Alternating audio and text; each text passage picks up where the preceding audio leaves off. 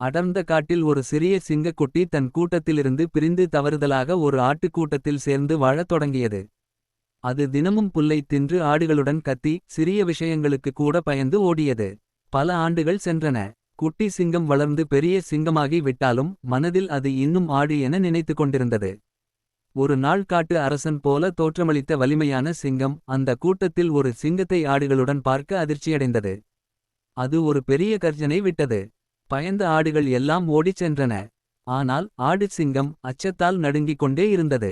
அந்த வலிமையான சிங்கம் அதை ஆற்றங்கரைக்கு அழைத்து சென்று கண்ணாடியைப் போல நீரை பார்த்து பாரு என்றது.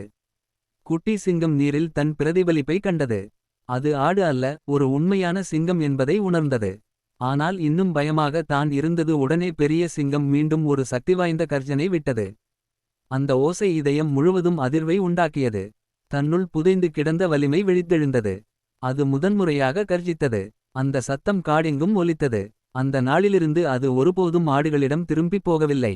அது தன் உண்மையான அடையாளத்தை உணர்ந்தது. சிங்கம் எப்போதும் சிங்கமே. சூழ்நிலைகள் எப்படி பழக்கினாலும் உங்களின் உண்மையான வலிமை ஒருபோதும் அழியாது. உங்களை நம்பும் நாளில் உங்களின் சக்தி உலகையே அதிரச் செய்யும்.